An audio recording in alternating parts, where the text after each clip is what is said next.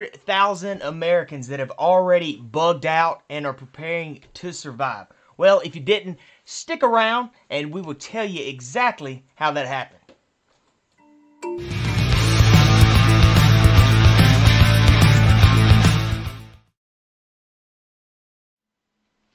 What's up, everybody? I'm flying solo, of course, tonight for the Atomic Bear Show. That intro was a little weird. I was trying to nail it and then do the things with the controls.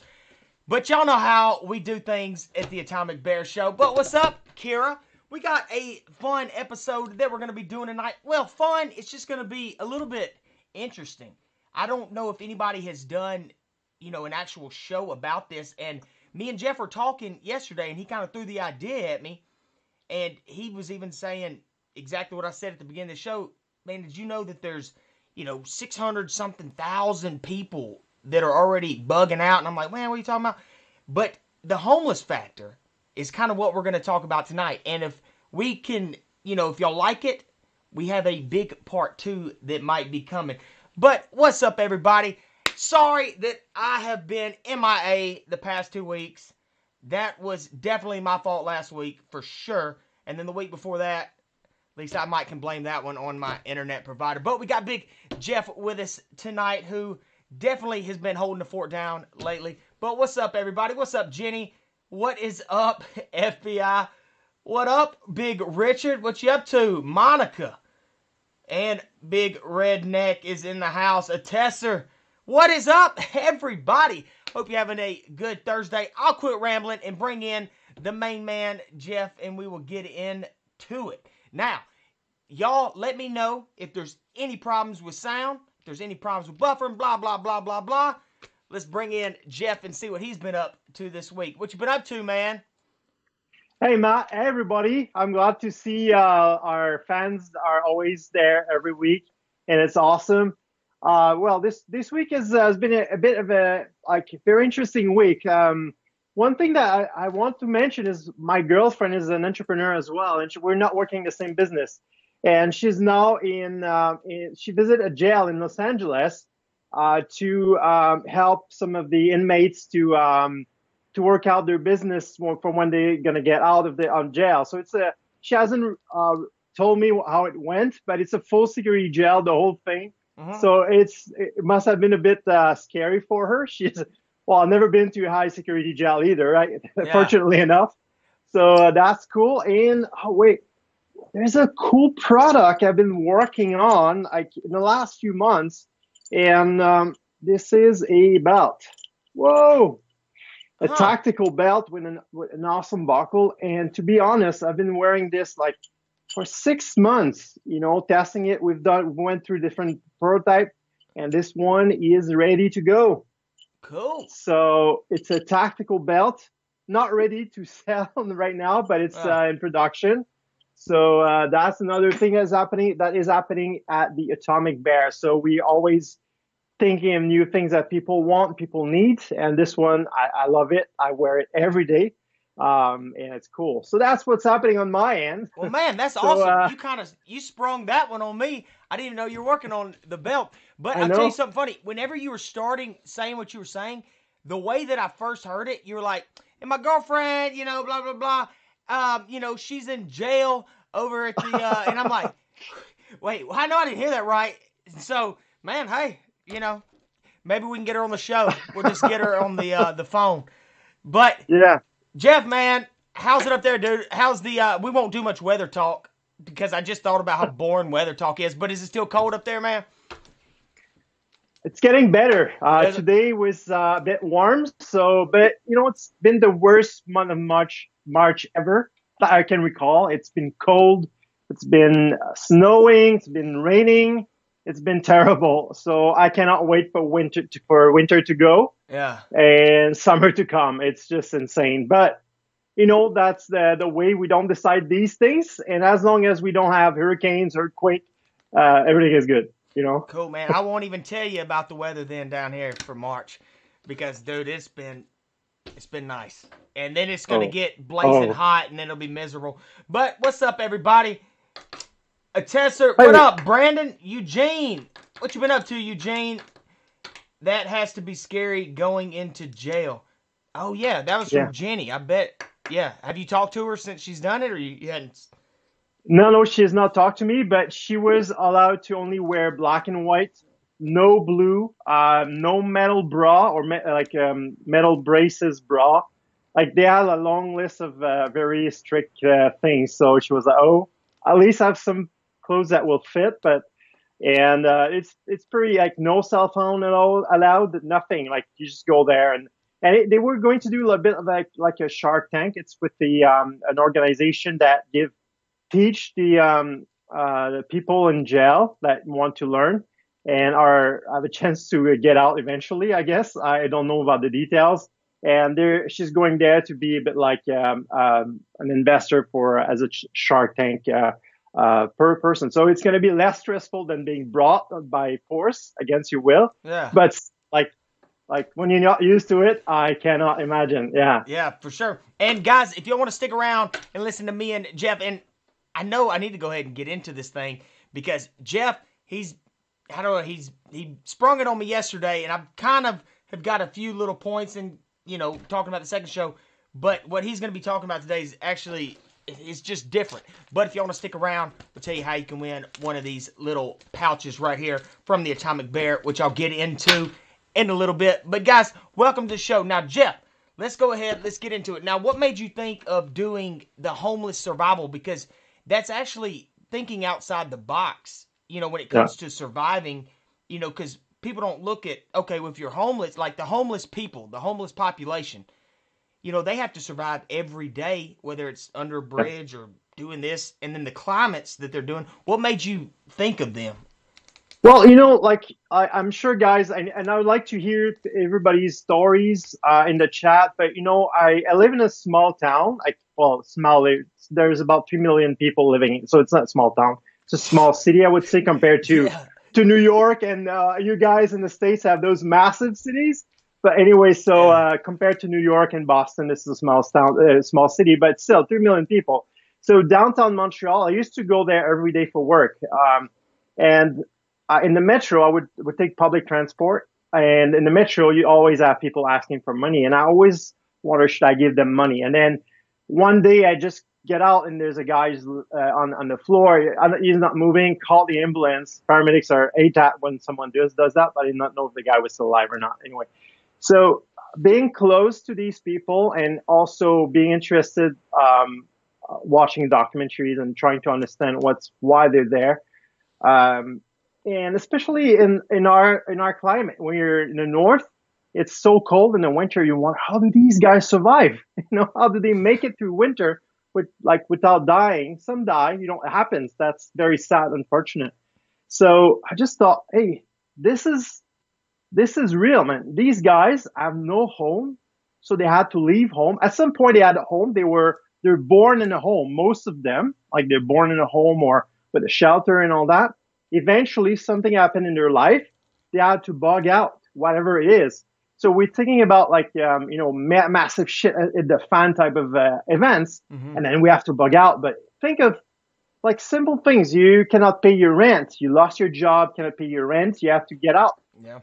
You're in a city where you have not much friends, family. You've got to make a choice there. How are you gonna survive, right?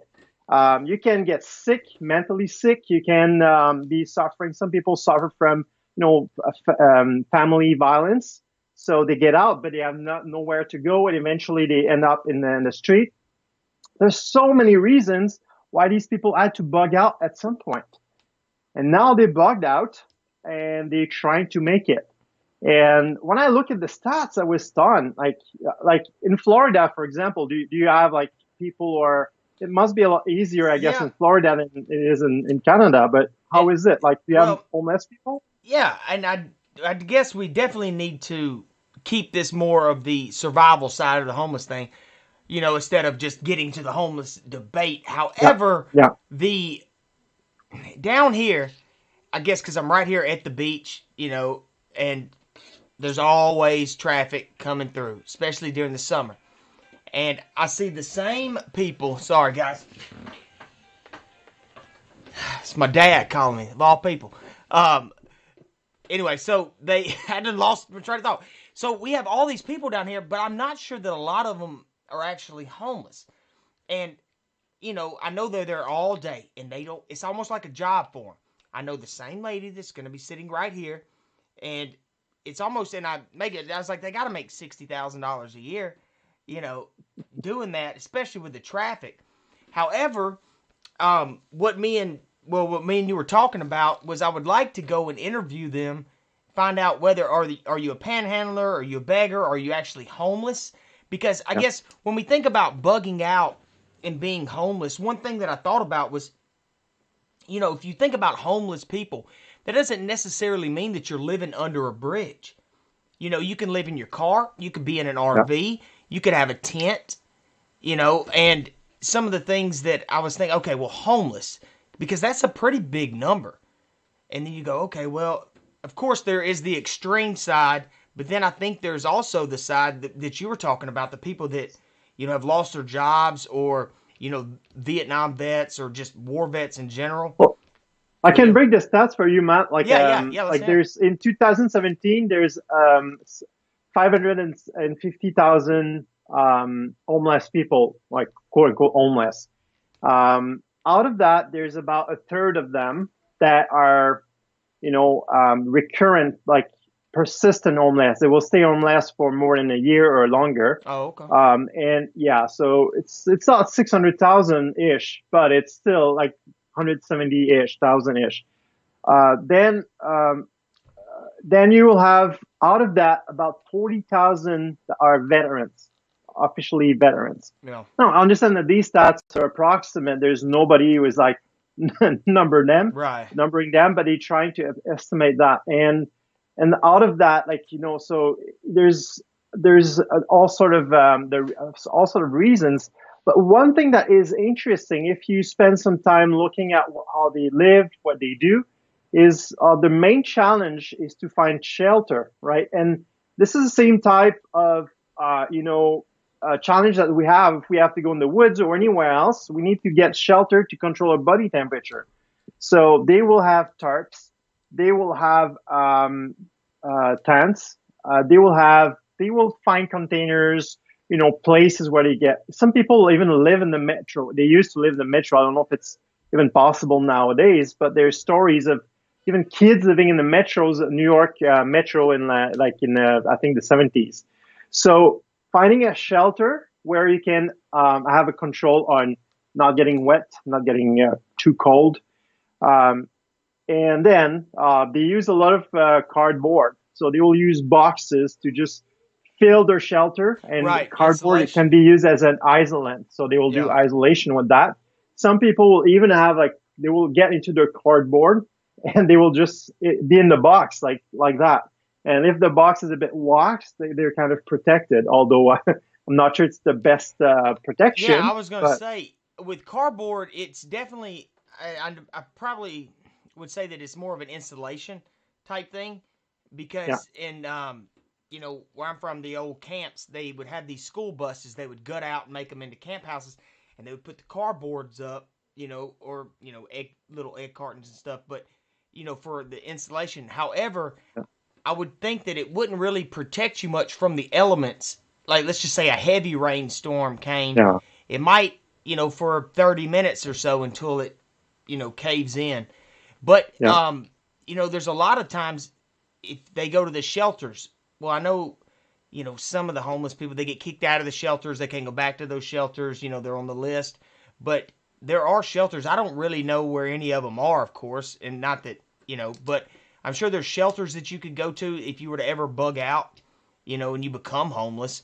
But whenever you think about it, what's your go-to, what's your number one deal? Let's just say right now you lost your job. What's your first thing that you're going to do? Well, if I have to bug out, first I have 2 daughters, so that would be. Shoot! I forgot about that. So here's the deal. Keep finishing. I didn't mean to So the deal, the survival part of being out and being homeless is they have to use all the skills they have. They have to know how to get to stay warm, how to how do you say that, barton, or exchange, do trade Oh, barter, goods. barter. Yeah, Yeah. barter. Yeah, they have to trade goods. Hmm. They have like these are massive skills, and if you think of like potential scenarios where there's a societal disruption and you have to survive, these skills that these guys are developing are the same skills you will need to make it. So this is what is happening right now, and you just learn from these guys. They have animals for protection. They why don't like some might have guns, but it's hard to have a gun, right? You run out of ammunition. It's something you can easily exchange for food or for something else. I So was I gonna guess they say, go fast, I right? was gonna say if they had a gun, there's this old saying that like and I guess it's kind of off topic, but like crackheads, I don't know if that's what y'all call. What do y'all like people that are addicted to crack? They would always say, "Hey, be careful, that guy will shoot you." And you say, "Well, if he is addicted to drugs or any type of drugs, he would have already sold the gun to get Yeah, those drugs. So he definitely doesn't yeah, have, he'll try to fight you maybe. But yeah, I wonder what their, man, and it'd be cool to do the part two that me and you were talking about that would be yeah. more in depth. But let me ask you this. Did you hear, and this is one thing that I heard when I was kind of watching that video that you had sent me, was that a way that they would warm themselves up was to get like warm water, put it in the bottles, and then Yeah. I know it's kind of gross, but a lot of them would pee in like water bottles, screw the cap back on, of course, and put them, in the thing with them to try to get body heat. Well, and this is something we can learn from them as well. Like the is it the survival dispatcher? Like try like this guy is a awesome is an awesome guy. I follow him on YouTube, but like he was just reporting like yeah, what you said the peanut like you want to like you've already warmed up that water in your bladder. You want to keep it near you and warm. Like Yeah, you may not be drinking it, but yeah, yet. But if you stalk in the woods, stalk somewhere where you're cold, definitely try to keep everything you can to keep you warm. And if you have something that is survival blankets, we sell survival blankets, a pack of four, right? It's mm-hmm. cheap thing you get, and you can just wrap yourself in and keep your heat in. If you have a water bottle that is warm, if you have a bottle with pee, and you just Yeah. like keep inside, that could be helpful to get you through the night if you're in a survival situation. So, but these guys just learn to do it because they have no choice. They bring an animal in because the animal is also warm. So if you're in the spring or in the fall and it's cold, you get warm from the animal. Plus, you get protection. So in exchange for the need to feed the animal, which is I another was thing. gonna, But I was gonna say, yeah, with with them feeding the animal was gonna be my question. I guess you have to weigh your pros and cons with it. There was I guess they were doing, down where I'm from, there's a Highway 80, and you can just go for days on it. Well, if you look out the window, and there's a little dog. It looked like pulling their wagon, and these people came. Well, when they finally hit the city, it was written up in the newspaper that people rode by and they were worried about the dog, and they were being mean to making them pull the thing. And from what I saw, they did make the little, and it was just, I mean, it wasn't a big dog, but pull the thing. But I have seen people that use dogs, to try to yeah, make more money and stuff. And I'm trying to steer away from the yeah. homeless thing and think more survival types. But what else you got for us, man? Because I'm trying to keep it from steering into like the homeless Well, side of it. no, but the homeless part of it is Yeah, interesting because learning like how society see people who are different. Like yeah, you know, homeless people have lost their house. They have nothing. Maybe they're drug addicts. Maybe they're not. They have definitely a problem where that is serious enough so they cannot find a home or live in a home. And a lot of the current society is saying, well, by the way, you are on our land. You don't have the right to stay here. So get away. And that's a challenge for them. And I'm not proposing any solution. But if you think of society disruption or problems between like a spot where a lot of people want to be because well, could be even places where there's a lot of deer to hunt. Like you just project yourself in a scenario, and these problems would come in. People would chase you out. How can you start living in community helping each others? And if we would find a solution to the homeless that would be a bit more constructive. Maybe that could instruct us about how to survive in the future. And although I unfortunately don't have the solution here tonight, Right. maybe some people have. Like, I love to hear you guys. What do you guys have any people in your any homeless people in your small town, in your bigger town? I've read some comments like people saying we have a lot of young people in Florida that are homeless, which is very sad. So this is a problem. And how do they make it to survive? And obviously, we haven't studied that in great depth. But all the tricks, the dogs are super important because they can defend themselves with the dog. The dog can alert them while they're asleep. So basically, I would have a dog. You're asking me, I have two kids. Let's say my kids are not there. But even if the kids were there, I would want to have a dog and try figure out a way to feed the dog because it's protection. And in the street, where the cops are not there, even if the cops are there, do they actually care about the homeless people? I'm not sure. You want something to protect yourself. You want to know self-defense. You want to be able to scare enough people so they don't even try to attack you. So, man, it's a topic, and I honestly think that it's easy to just look down to these people, but a lot of them were just like you and I, and something happened to them. Right. Either they got sick, they got, gaming problems, they got all sorts of problems, and they went down a path where they haven't been able to get out. So it's something that I've been thinking about for a long time, and especially those guys who like veterans that are homeless. Like this is really heartbreaking, isn't it? Because these guys, got injured, maybe not physically. A lot of them have been injured in their brain. Just mentally. The mental health side of it is huge.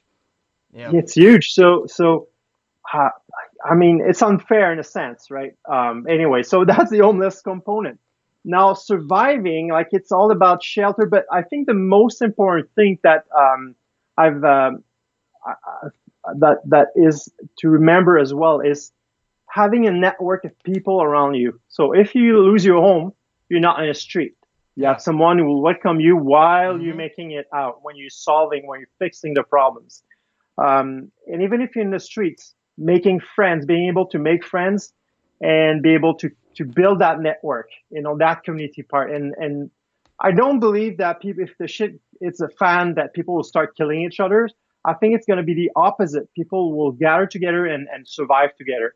Well, it might not be like, I think so. Yeah. I think there could be some fight, but at some point when it's survival, like you look at events where like people have been shot at and stuff like that, people a lot of times they get together and help each other to get out of some place or help each other to survive. Oh yeah, so, because there's no food, or I mean, because everybody has food, they have shelter. But if nobody has food, nobody has shelter, or and it's survival, and you go look, like in your case, I got two daughters.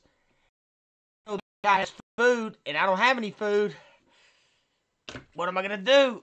I don't know. But of course, I go the extreme route. With it. Yeah. More the homeless. But go ahead. That's a good point.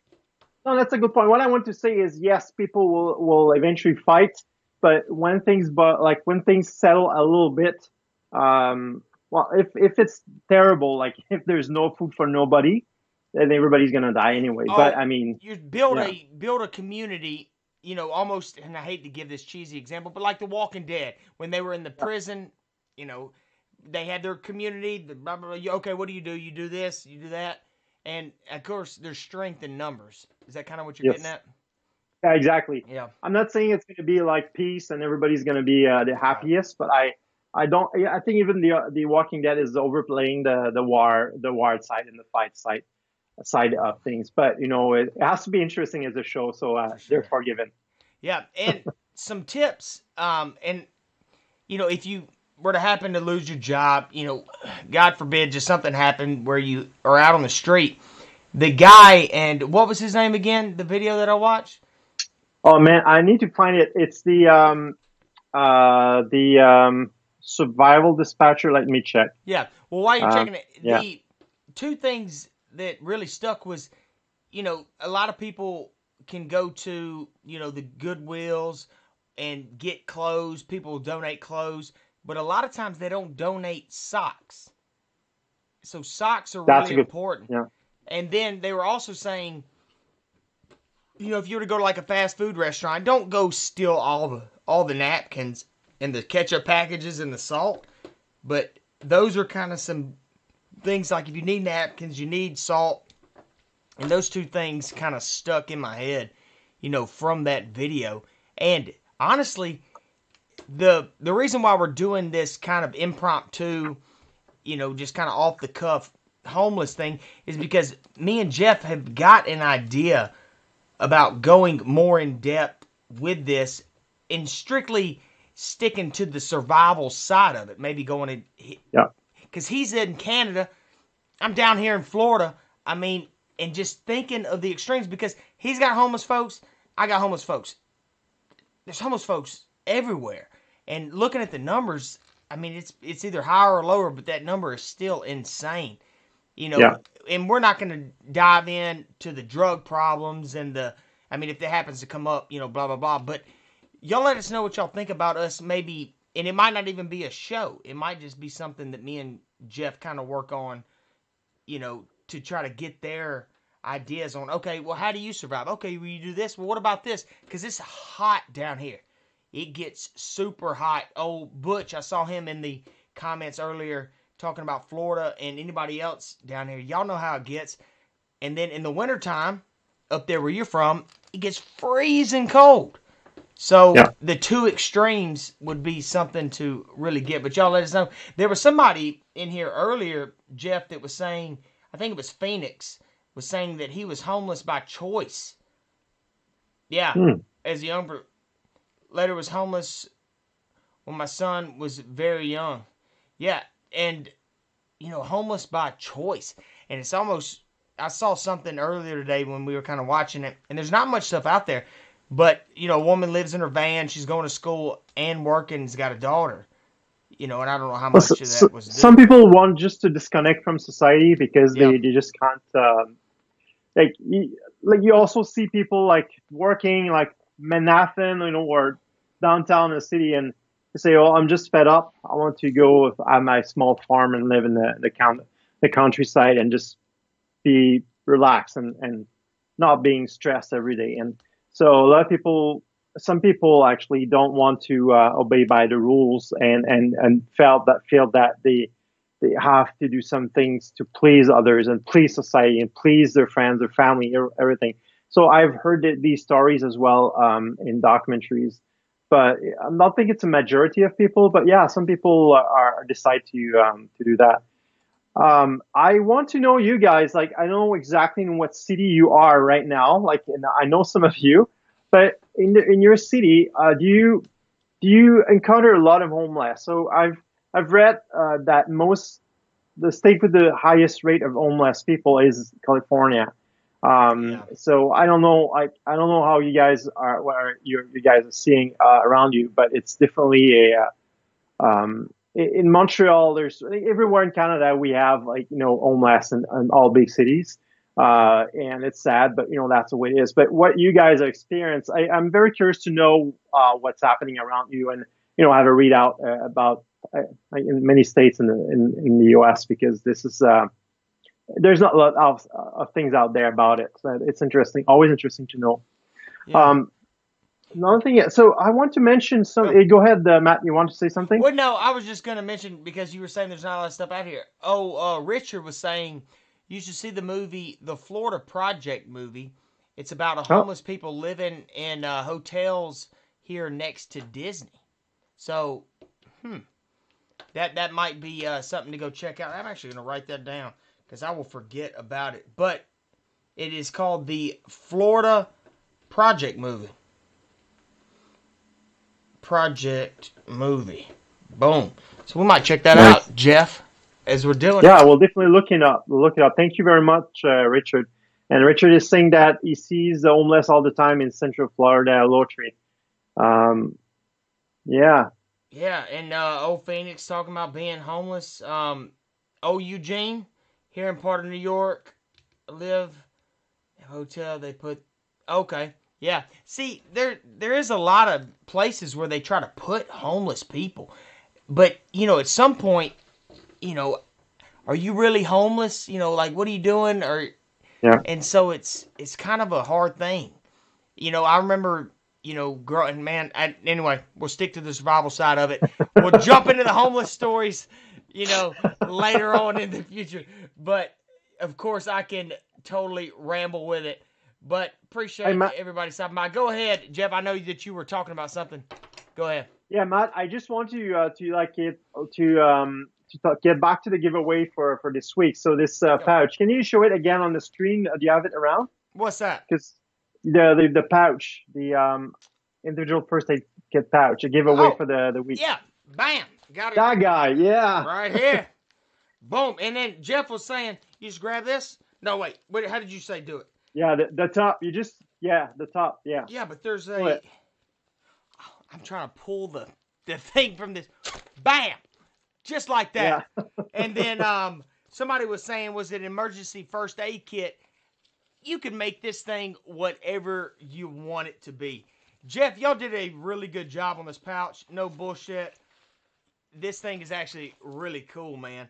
And dude, and I call it a mini bug out bag, which I probably shouldn't. But what do you call this thing? Like, if you were just to look at it, what's the name for it for you?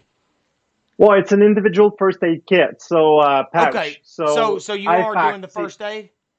Yeah, it's Okay. it's not only for first aid, but Right. it's designed for that.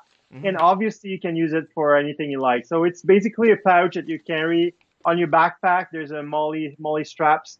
It's a pouch that you can also carry on your belt, and or you can just like carry it the way you want to. Mhm. There's a nice Velcro in the front. It comes with a little patch that is the crust.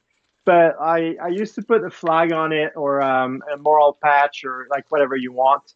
Yeah, so it's pretty convenient. If you go for a hike, you can just put your survival things in there, like your little fire starting box if you have one, and maybe a knife and all the gear that you don't want to Yeah. put in your pockets. Put it in there, and you're good.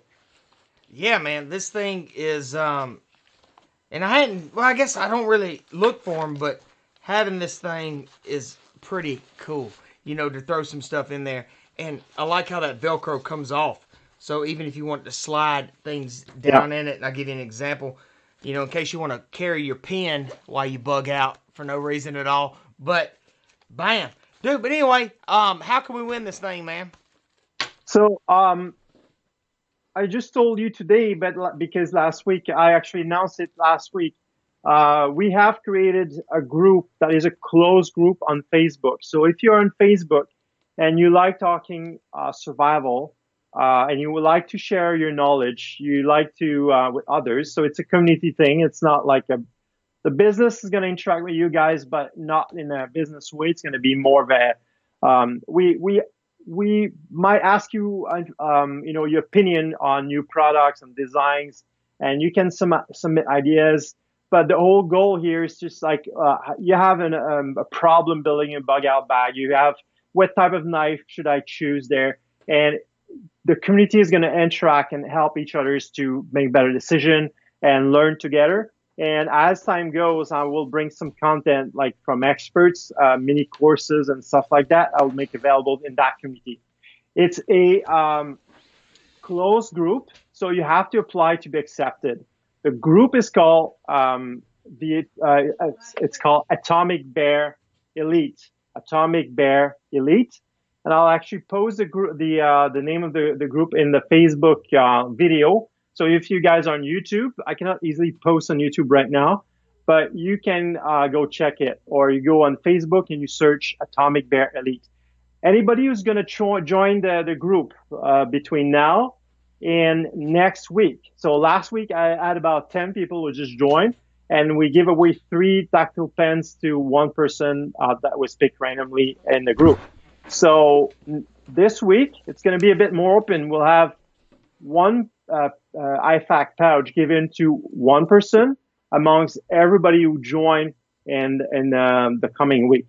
Now, what is interesting is if you refer someone, if you say, well, let's say your friends is like survival and wants to win and enters and asks to be accepted and put your name as the referral, you got 2 entries, so you have more chance to win. If you're already part of the group, you can bring some people who are interested in the subject and have a chance to win anyway. So from now to next Thursday, just enter the group Atomic Bear Elite on Facebook, and that will give you a chance to win the IFAC pouch, and probably more things in the future.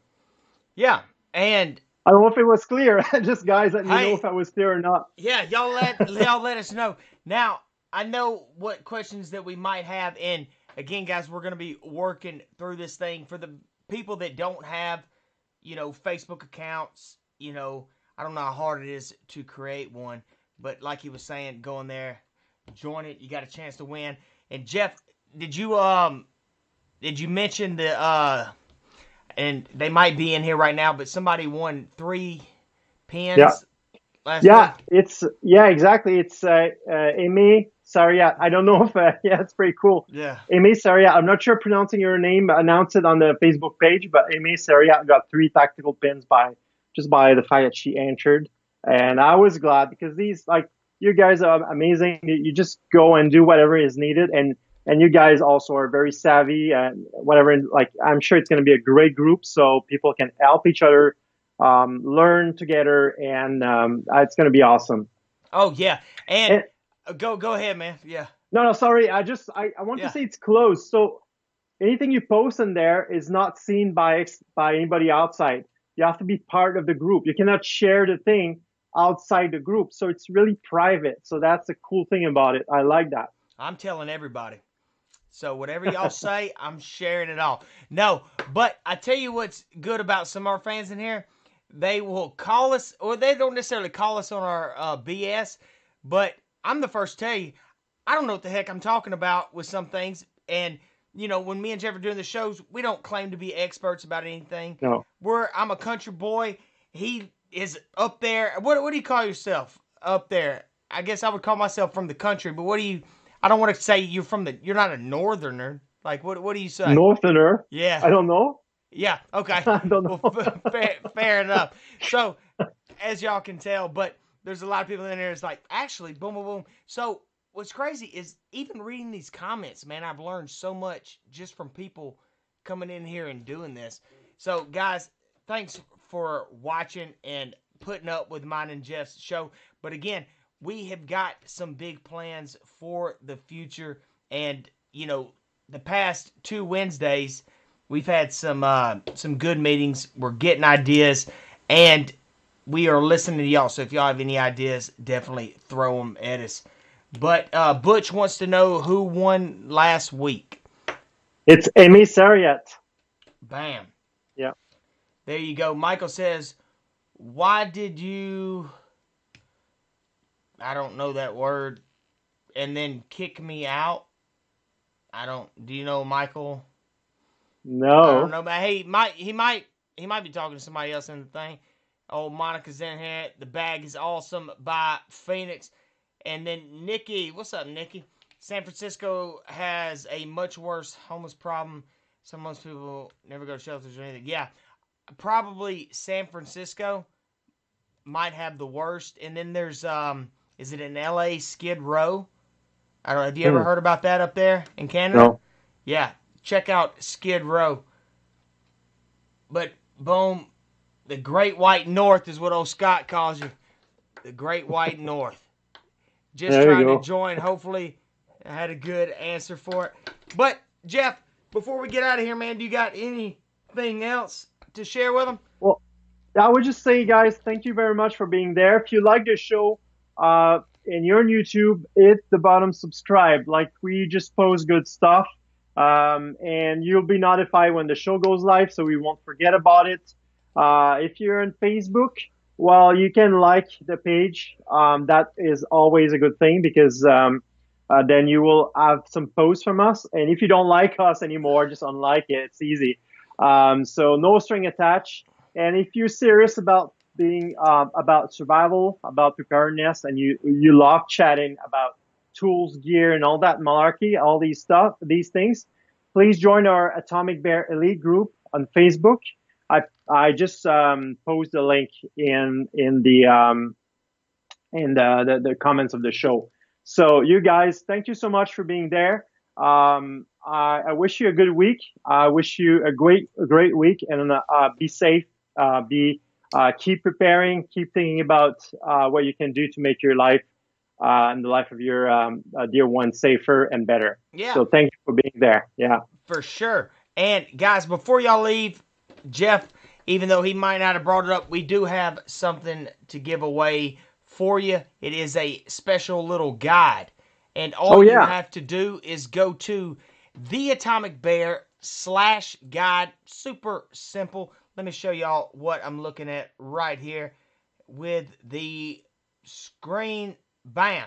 So go to right up here, this says mysurvivalmastery.com/handbook. But all you got to do is go to theatomicbear.com/guide. It takes you to this right here and get your free handbook. 104 pages, mistakes to avoid, shelter, food supply,